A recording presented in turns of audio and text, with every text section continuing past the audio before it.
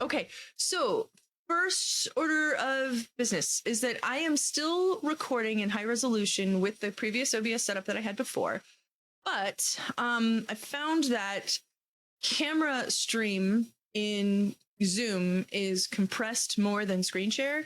So when I share my screens this way, if your internet is a little on the rough side, if you don't have that like super fiber or whatever, it might be a little blurrier for you than other people. And so that in mind, I'm going to go ahead and use like some of the raw screen share stuff in Zoom while I continue to record with all of the previous OBS setup.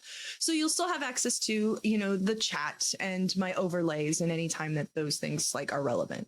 That was the first thing I wanted to just remark what I'll be doing a little bit differently this week and probably moving forward.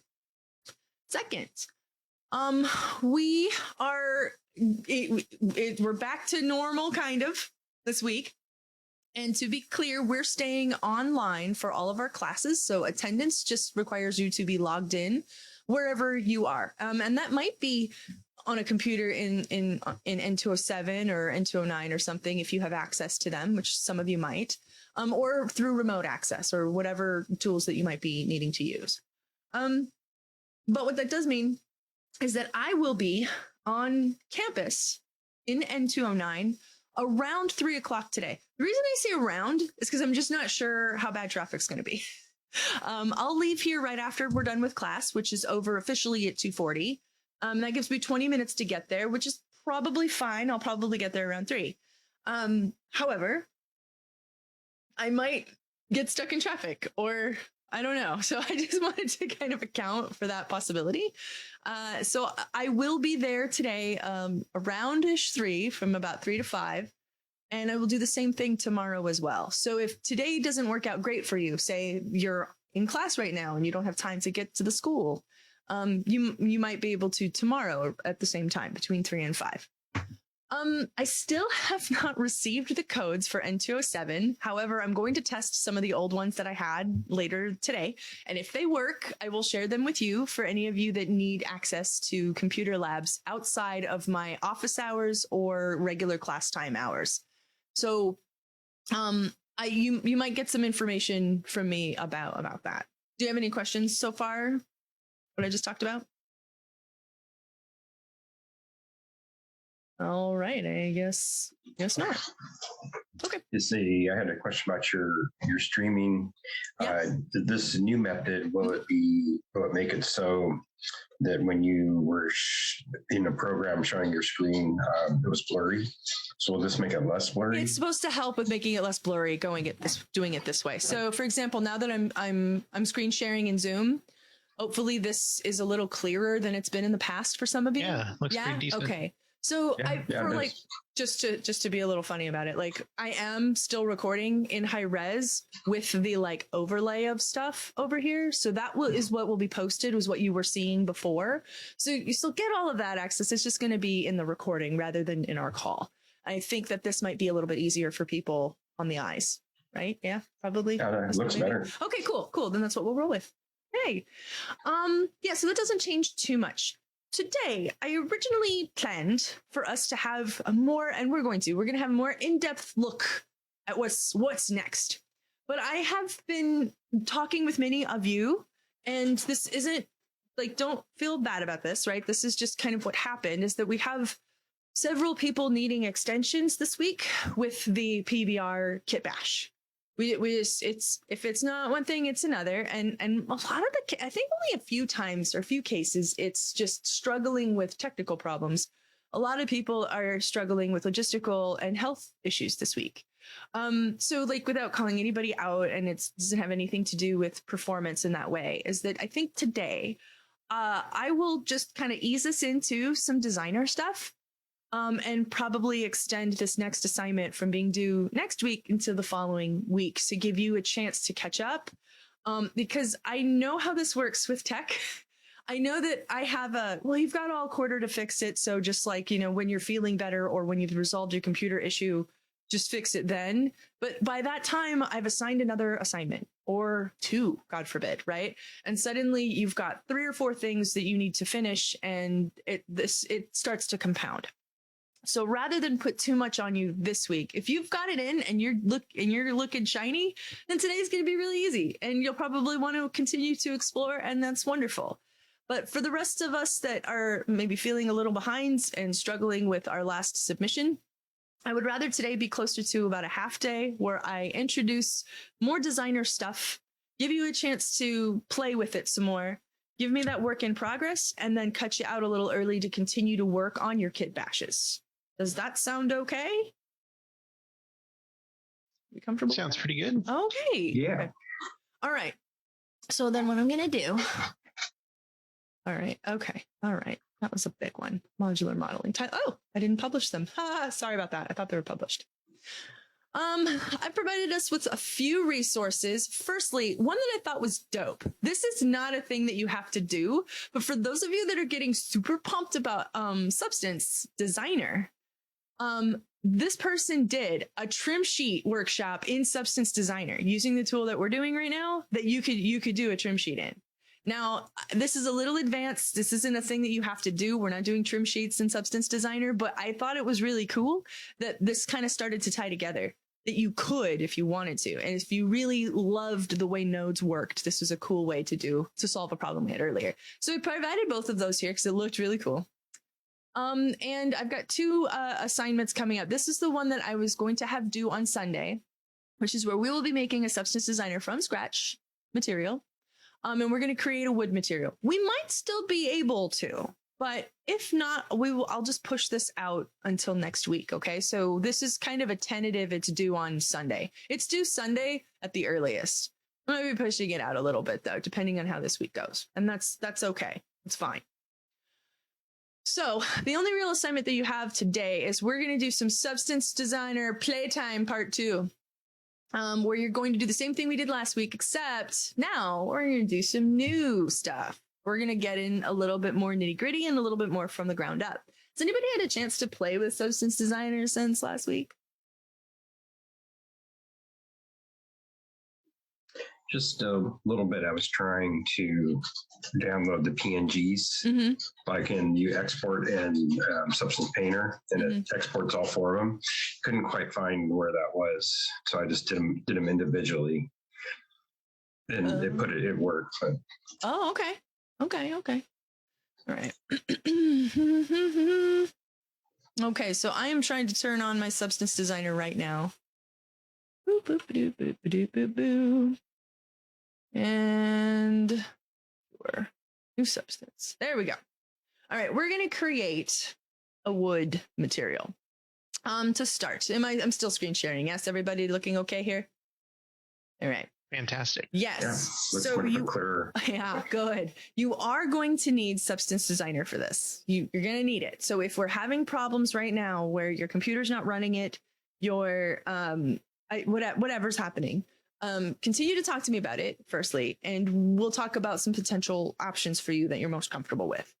One that I think may work is if you have a pretty reliable internet connection, you can remote access into the labs without having to go to the school.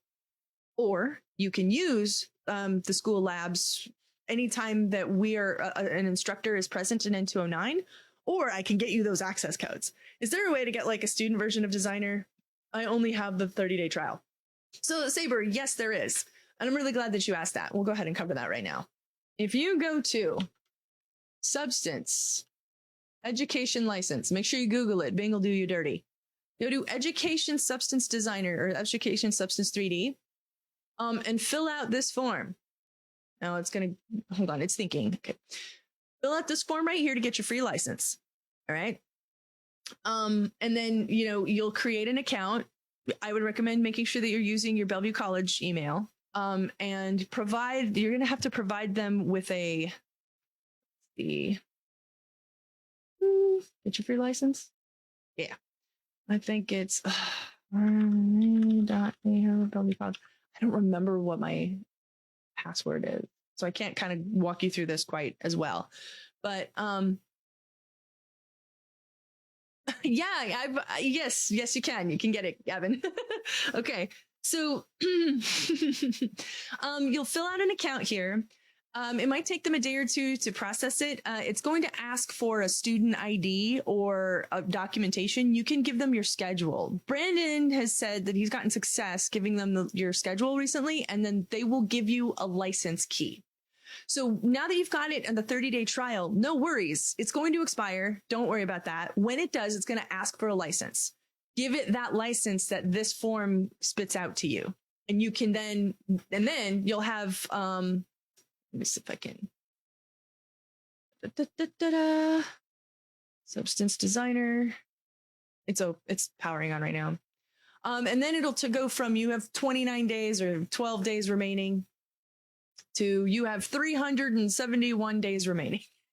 You'll get a year of access to a substance designer, substance painter, and I think sampler, whatever that is. I haven't really gotten into substance sampler yet, but you'll have access to all three of them.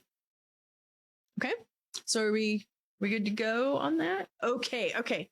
Good questions all around. All right, so here's satisfying the robot is key. Yeah. Yeah, it is you're going to need the license. Like the license key that they give you is going to be the thing that makes it possible for you to continue to use it. It's also kind of dope though, as long as you've got an email and like a way to prove that you're a student. And I mean, I would really recommend getting like a student ID card once we can again. I don't know. Because you can continue to access educational resources like this as long as you're not trying to make money with them. Right. And then it's fine because you're still learning. That's allowed. All right. So I've got substance designer open here. I'm going to make a new substance. And there's going to be a couple of things that I want to talk about here at this stage. We're making a new graph. The graph is what we edit. Now there are graph materials and packages within Substance Designer. Package is a file that can hold multiple graphs and multiple types of materials. And the reason that we may or may not want to do that is actually, you know what I think I should do? We're going to do a little Neho talks at you with the board time today.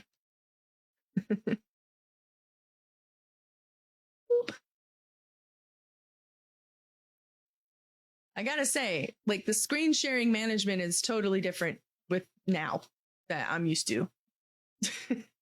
Okay. All right.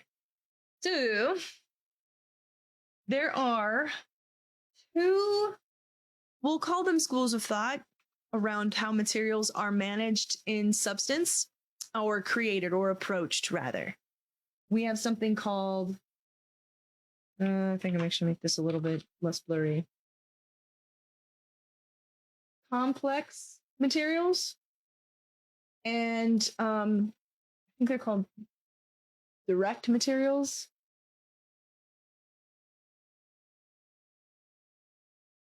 They're both material types. Okay.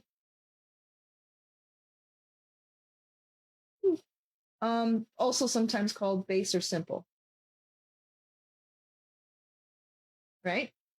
Now, the difference between the two has a little bit more to do with the actual properties of a material and how that's relevant to us. So a base material, which is what we're going to be paying most attention to for a while, will be wholly one single type of material. For example, wood. Wood is always wood. Maybe there's different types of wood. You can have oak, maple, cherry wood, stylized wood, whatever. Okay. Now other base or direct materials that we might be thinking of, steel, perhaps glass, plastic. All right. Dirt. And paint. Why not? Now, perhaps we're working on a material surface that has multiple of these direct materials on them. So, for example, if you were making a wood fence, you might have wood, some steel, dirt that you might want to add to it, right? Like in the grit and grime of the cracks or something, and paint. Maybe you've got paint that's chipping off of it. And suddenly you can have all of these pieces, you, all informing, chipped wood planks.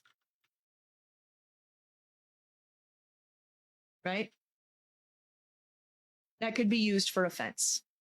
So complex materials might have multiple graphs or multiple whole direct material types in it. And Substance Designer has actually been kind of managed so that you could do both or either. Most of the time, these things are done kind of with a little bit of both. It's not wholly one or the other. And so you might find yourself doing like mostly wood for now, and then realizing you could use that later in another piece that you might want to. And you can even create some of those direct materials in Substance Designer and bring them over to Substance Painter the way you've used those other smart materials that were just given to you in Painter. So like it starts to kind of talk to each other. All right. Let's go back to screen share. So in this graph, what we're gonna wind up making is it's going to be a package, but we'll only worry about one graph for now. So here we're gonna go ahead and call this wood. Right, we're gonna make a wood material. Here where it says relative to parent, you can drop this down and actually like hover over these options, and I believe they give you a little bit more information. Yeah, there we go. Relative to parent is the one that we're going to want to keep. This means that it's not clamped. It will be able to scale as we want it to based off of its parent. So the size is driven by the host where the graph is instantiated or replicated, created, made to go, we'll call it. So the default parent size is 256 by 256 in Substance Designer. It's pretty low, but that's all right. We can scale up. Absolute is a fixed size and we can't change it later. So we always want to leave relative to parent up here, and we're going to keep the width and height of our grid properties at 2048. You can lower this if you feel that your computer is chug-a-lugging a little, if you'd like to. And we'll leave also the format to be relative to parent. Here, though, this is kind of nice, is that you can actually choose a graph template that's maybe a little bit more interesting than some of the basic stuff we will be using right now.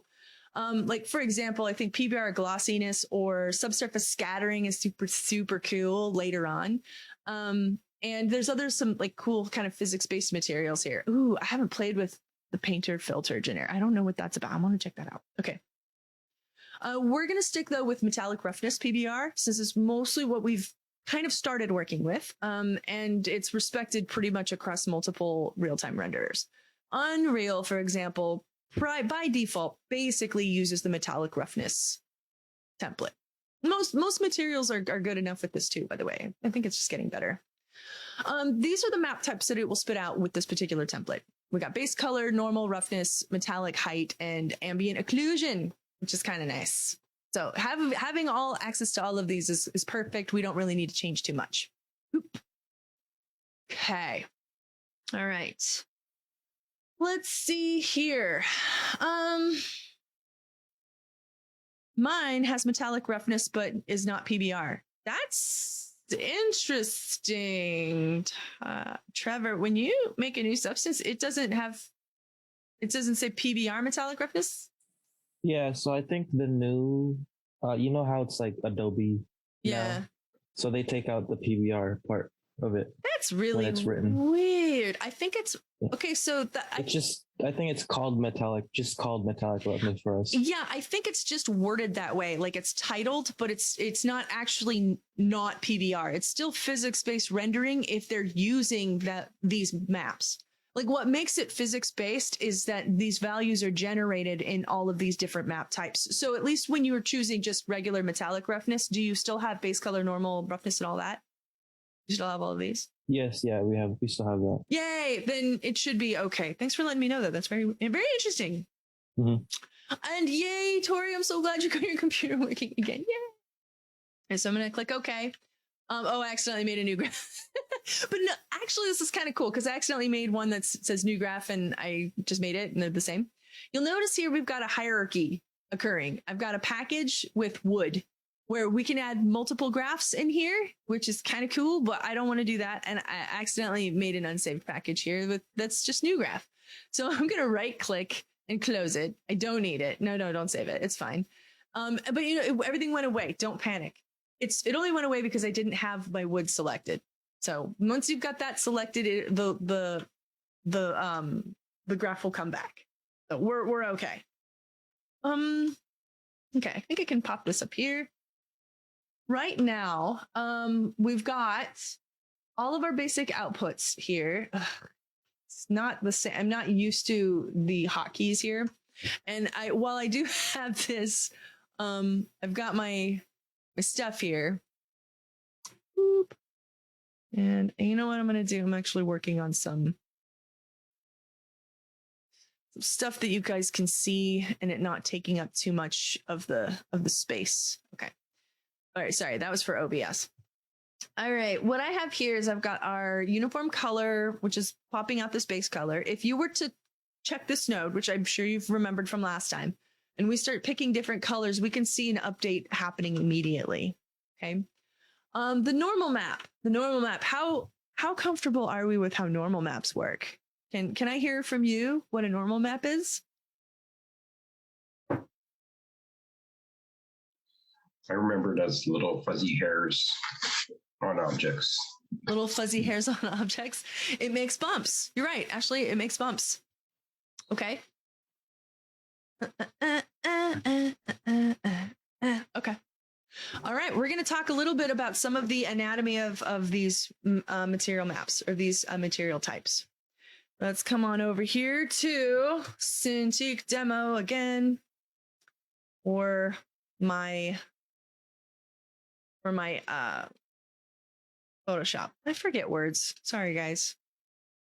Okay. Okay. So, what do we know about normal maps besides maybe like how they look? Or I mean, maybe that's all we know about normal maps. That's okay too. Look up some normal maps. Normal maps.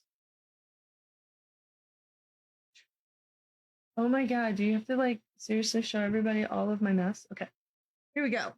Normal maps.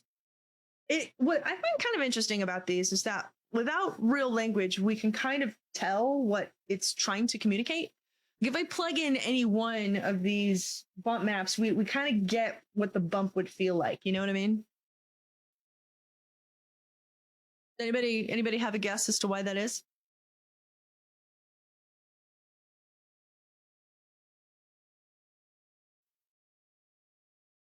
What's the different lighting from the RGB information? Ooh, the different lighting from the RGB information or the inputs, the channels. Yes. Okay. I'm going to look at our a little monkey dude here. I forget their name. I'm going to copy this image, bring it on over to Photoshops. All right. And we have an example of a normal map. Now, these color values mean something. They're not just like Renee's favorite colors that I totally want my hair to do. I wish, but no, instead, they are actually informing something for us. Now, if we were to actually write this out in math, I'm going to do this in white. X, we've got three axes that we're working with in 3D space, right? X, Y, and Z. Well, the very smart dudes at Pixar, smart folk, I should say, it's not just dudes over there, created this tech, I think it was for Toy Story 2, where they would take the channels and create a map out of a full color RGB bitmap. And using the red, green, and blue channels, create different height or varying bump information based off of these axes. So X, Y, and Z equals RGB. And if we move this over to right over here to our channels, and we look at this guy now with this new context, maybe I can actually move this over here. So let's kind of look at it. Over here to channels. We look at the blue channel. This feels like it is lit from our faces, from us directly on it, right? That would be the Z axis, what pops off of the page. The Y is lit from the top down, as though a light has been put above our little dude up here and casting shadow on the bottom. And that means for the red, same thing, except this time it's from the side view. So we've got here instead. Yes, please. I have my thing here. We have X, Y, and Z on our little dongle here. And this is actually how the information is portrayed to us. That's all right. We're doing math when we do art for 3D. The values here actually resemble or mean something. These variables have a value. This actually kind of brings me to some other scaling values that we need to talk about beyond just the normal map. Now, I found the normal map to be probably the most interesting. Thank you. It's Suzanne from Blender. Thank you. Yes, it's Suzanne. That was bothering me. Thank you, Tim. I was like, I know she's got a name. I don't remember. Okay. Back to what the magic that I was trying to talk about. We also have some other map types. So we've talked about normal. Color is pretty straightforward. Now, they are a vector 3, all right? That means they have a 3-value number. So for them, it's like 0, 0, 0 or 1, 1, 1. But these 3 numbers equal color. And really all that means is that it means RGB, just like a normal map does. A normal map does too. They also have a number that is also RGB. But it just so happens that with a normal map, RGB also means X, Y, and Z. Oh my God, I'm losing my voice. Sorry. Okay. Now let's talk about metal.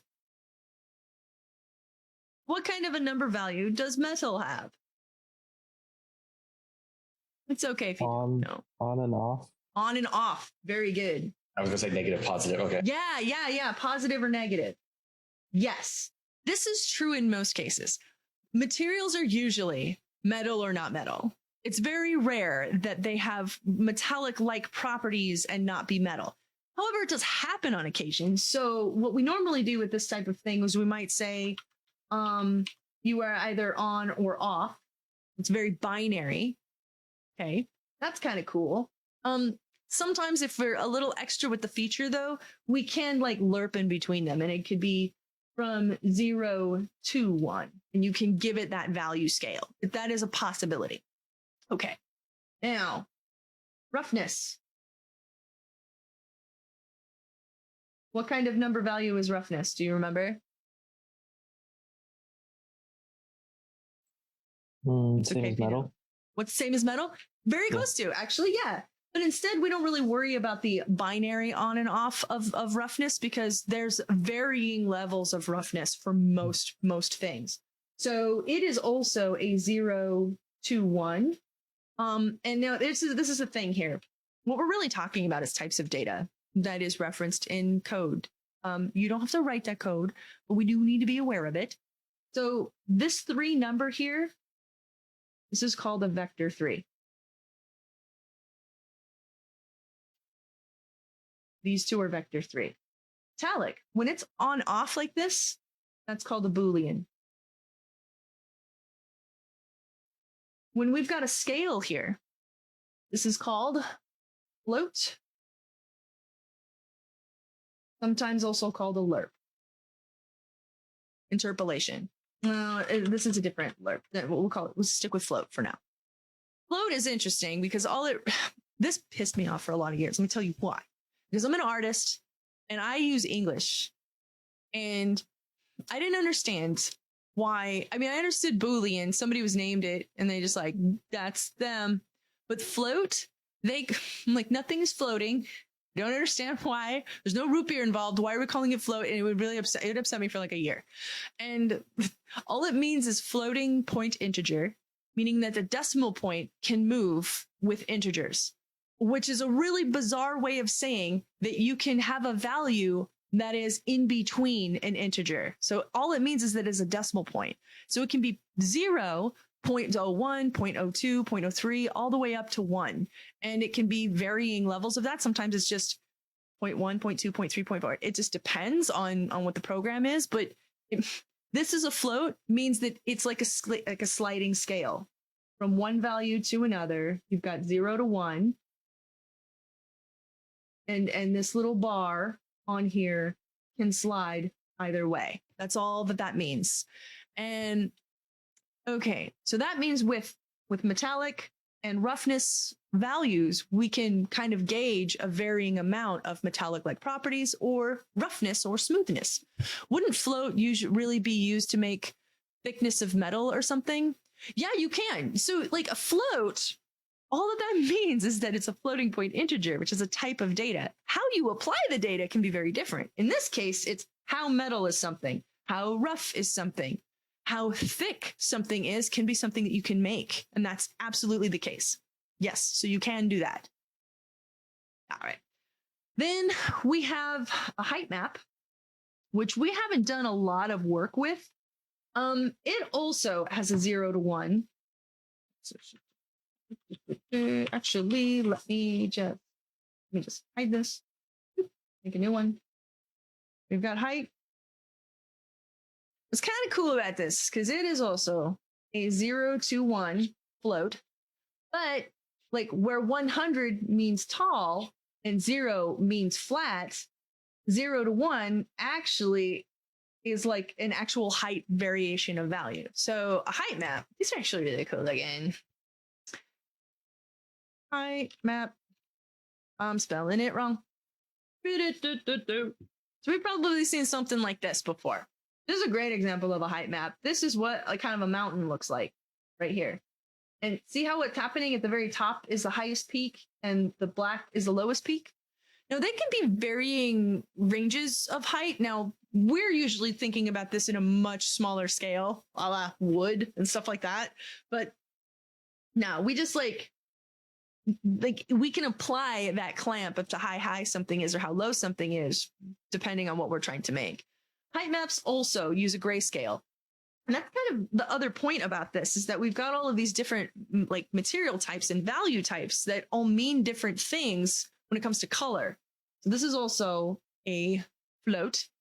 And I think the last one we have left is an ambient occlusion.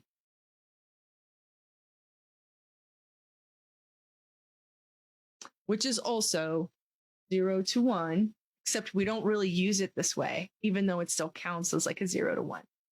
So let me come back over here now, and we're going to look at vector 3,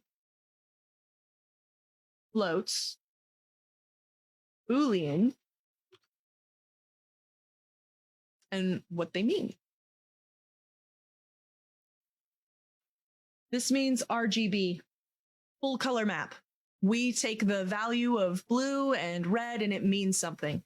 With color maps, it's literally the color. With normal maps, it's the channels are used with different information to determine how much bump or like height is in a particular map. A float is grayscale, where black is 0 and white is 1 and gray is 50%.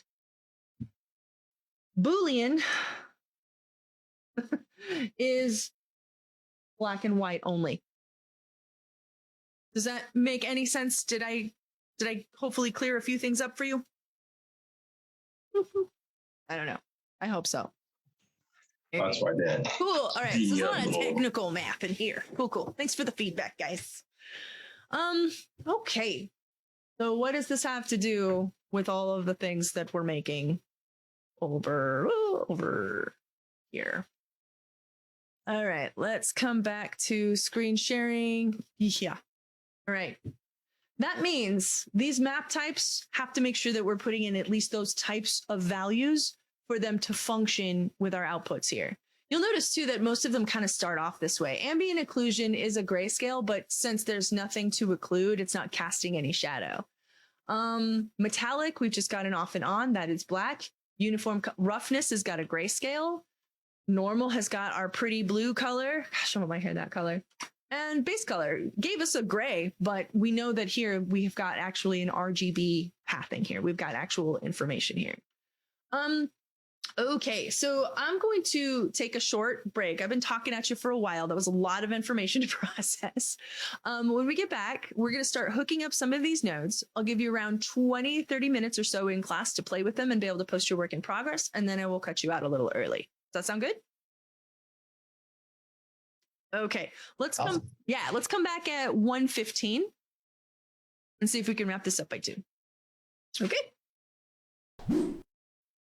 Okay, y'all, we're back. Let me go ahead and start the screen share again. So, just a quick recap. I know that this is the next chapter for the video, right? And for your recording, which I'm sure that many of you will want to come back and reference this part again. But what I just covered was some foundational knowledge to help us to understand. Just kidding. I'm muted, not muted anymore. Okay. I'll start over. Thank you guys. I appreciate it. All right. So I divide all of our videos up in chapters, and the previous chapter did not show us how to be doing anything super cool. It was mostly me just talking at you, which I'm very sorry about. I know. I don't like being talked at that long either. But it did have some information in it that is required for you to understand to help inform you what decisions you'll be making moving forward with these nodes, right? So like quick recap, I want to hear from you. So get ready to shout out in the chat, or you don't have to raise your hand. You can just shout out here with audio if you'd like. But I'm going to ask you, you don't have to tell me the type of data, like is it a Boolean or is it a float, or you don't have to tell me that. But you do have to tell me if something is RGB, grayscale, or black and white, okay? With each of these nodes, right? For we have to know, so we know what we're plugging in. All right, base color. Is it RGB? Black of RGB, great job. Okay, good, yes. Points. Okay, normal map. RGB. Yes. Okay. Roughness. Grayscale. Very good. Metallic. Boolean.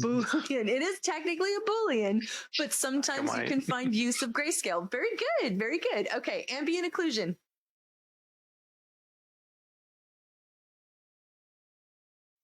Is that grayscale?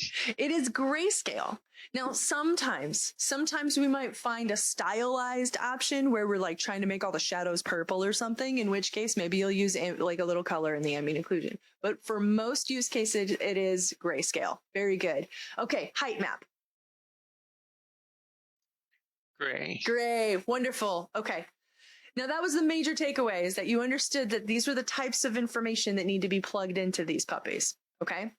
So, let's take a quick look at the layout of this thing. I'm only going to give you a few things to play with, so don't worry, I'm not going to overwhelm you. At least I try not to.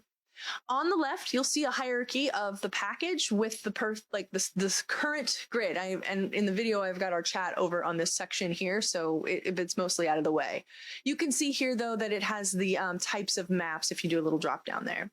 But the library here, this is where pretty much all of the things that you will use live. Now, I say things because there's noises, there's shapes, forms, color, functions, and something that they like to call atomic nodes. Atomic nodes and functions, not to be confused with each other. It's not a band, is it? No, but it would be a cool one. Yeah, no. Yeah. That would be I would actually go see that band because I feel like I'd be in on the joke. Function nodes they're math functions when they say functions. Atomic nodes are a little bit more like what functions are if you've written them in code, right? They just sing about color theory in code. I actually really love that. I might use that. That's right? pretty good. You should. You should. That'd be great. The atomic nodes. Okay, so you're going to find a lot of what we're looking for in this library. I'm going to show you a few things today that will hopefully make you properly dangerous.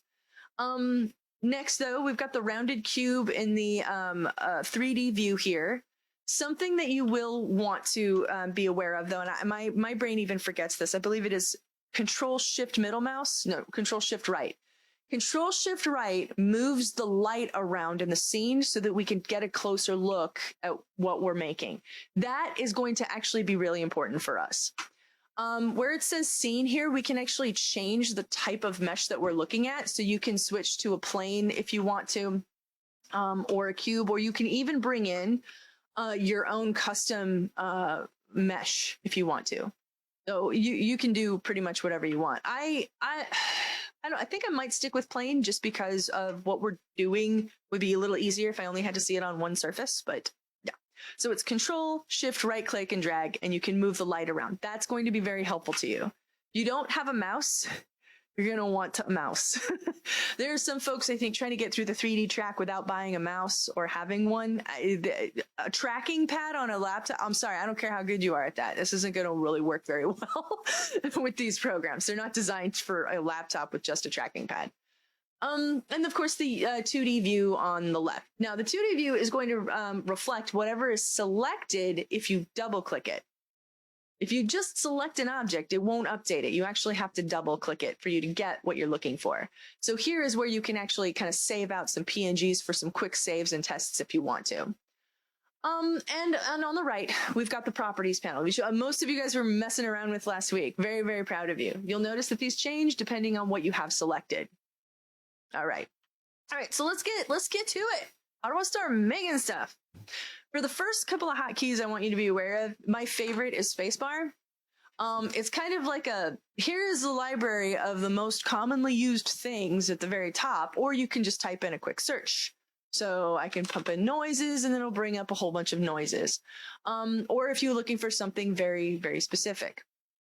You can also hit tab, which will do the same thing, or you can right click add node and it kind of gives you a shortcut, but you don't have that search function. The more you use this program, the more you kind of realize what you want when you right click because you start to memorize what's in here. I do not know if you can customize this shelf at all. I have been trying to find out more about it. I haven't figured that part out yet though. I think it would be really cool if we could. Can I just like right click and have my favorites here? That'd be really cool.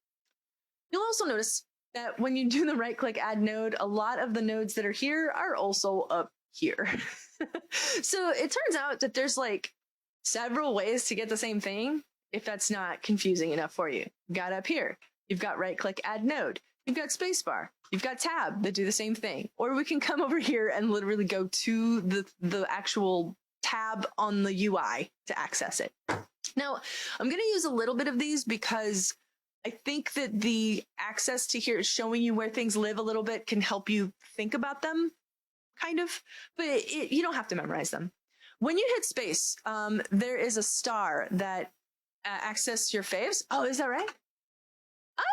I guess so. But like, I don't know how to actually make it a, can I say, oh, can I don't know how to, maybe this? I don't know. I'm already going like, I don't know what it means. On the library, there's a star for favorites. Maybe you can put stuff in there and then it pulls up. Can. I don't know. Yeah, I know that there's a way to do it. I just haven't figured it out yet. And I mostly just, because what I do whenever I'm making anything is, there it is. And that's it. I just do that like pretty much every time is I just get right to it. But yes, there is a way. I'm remarking that there is a way. I don't know exactly how to do it yet. I haven't figured it out yet. So let's actually start talking about like how do we start? Now, most of you are going to try to start with the color. Don't yet. Not because it's a bad way to go, but it's just that I think that when you start off with color, you're going with the thing that feels pretty obvious that you need to do first because it may be the first thing that we've ever talked about, first thing that you think about when you look at the material of something. But the truth is that the color is often informed by a few other parts of the materials that if you've solved first would make the color part a lot easier. So we're not actually going to cover color probably today. But what I am going to do instead is actually start with the bump. I find that when I do that, the parts that go into little nooks and crannies and stuff might be a different color, and it's just totally reframes the way I think about the color part. So I'm not going to start with the color. If you really want to, I guess you could just pick a different color to get the gray off of there if you want to. But I think what I'm going to do actually is I'm just going to lighten it up a little bit so that I can see the bump a little bit better. I'm not going to be worrying about color right now. You can rearrange these nodes to be in any order that you want. I think for me, I am going to move height to be closer to normal because they're pretty related to each other. And while we're probably not going to cover this today, I often will use some of the same nodes I do for normal will also go into height, right? So, okay, now what? Now what do I do? Well, I want to start off by playing with some noises. If you go to the noise tab over here, the generators here, you're going to see a whole bunch of types of noises. What is one that looks fun to you? If you're looking in your own designer, great. Grunge. Tell me the name. Grunge. You want grunge? Which 1, 2, 3? 003. 3. Okay, grunge 3. Boop. Okay, that's one way to do it. You can also spacebar, grunge 3. There it is again. All right. So the first thing I'm going to do is I'm going to click and drag my noise and pop it right into normal. Boom. We have something. You know what's actually kind of dope about this is that this is already starting to look a little bit like wood, but not wood like that you'd walk on, but like more like bark of a tree. You know, like that's already looking kind of cool. Now remember, you can change the lighting on here to Control Shift right click. So you really see that bump. Yeah. But this does not look like wood, and that's okay. We can play around with this a little bit. But what I'd like to show you is that what we do when we want to change the shape or a pattern of something. Give me another noise. What about dirt? Dirt 1. Yeah. I don't know. I'm just playing with it. All right, let's pop that into normal and see what it does. Oh, it just kind of looks like, it looks like a wall, like oh my gosh, guys, you just did stucco wall. We would probably need to change the glossy a little bit, like the smoothness of it. But I mean, that looks like. What about crystal right above it? What about what? Crystal. Crystal. Crystal Ooh, yeah. Let's do it. Crystal. Douche. Oh, that's kind of pretty. All right. Cool. So all right. You're doing exactly what I was hoping you'd do. I want to play with this. Now, before I just kind of send you off to keep playing, I would like for you to be aware of this other thing. It's an atomic node called warp. It's right here. If you click on atomic nodes, what we can do is we can actually plug in a couple of different noises and have them warp each other with that. So firstly, the first input is like what you are warping.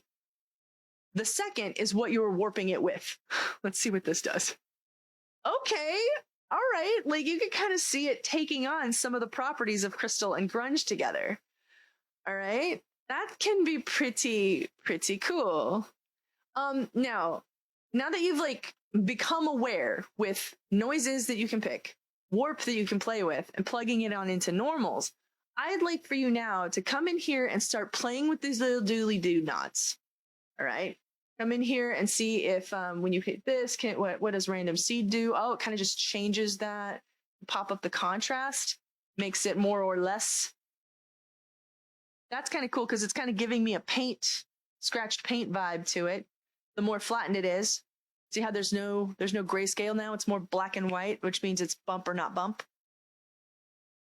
Yeah, pop this back down. What's the contrast? Ooh, fun. All right. So everybody, why don't you take the next, we'll say like 20 minutes or so, popping together, playing with multiple noise types, putting in warp and see what you can come up with. I will show you after how to set up noise that starts to resemble wood planks or wood for now, but I'd really rather you guys just like play with it for about 20 minutes. All right, so to do next, once you've played with it, played around with some nodes, you played with some noises, plugged it into normal. You can play with color too and some of those other features if you'd really like to. I'm mostly sticking to normal for now though. Go ahead and share in your work in progress what Frankenstein masterpiece you've made playing around with this function. Okay. All right. At 150, how do you warp? Good question. Let's warp one more time. Let's warp. Go to Atomic Nodes, my favorite punk band. And you can either click and drag warp in here, or you can right click and type in warp and pop that here. There's one in here called directional warp, which you could try out if you want to. I don't know what'll happen. And then you plug in 2 noises that you want to see what happens. So right now, if I plugged in, oh, I've got a gradient map. That's weird. Right now, if I just plug in grunge, something into here, cool. It gives me a grungy thing. But if I type in warp and I put in grunge and crystals, it's going to kind of like merge them together a little bit, doing some cool stuff, making grunge take the form of the crystals. There you go. Yeah. Yeah. Mm-hmm. There is a kind of warp approach I like to take when starting off with wood, but you guys kind of surprised me. Just putting in grunge made like a wood bark vibe. I thought was kind of cool. So play with it. 20 minutes at 150. I will poke you to go ahead and post and make sure that you are meeting with each other. And then at 2, I'll probably let you go. All right. Big question. What do you do when your nodes disappear? What do I do when my nodes disappear? They completely, it's just gray. I mean, there's just nothing there. Oh, you're like over here? No. Hit F for me.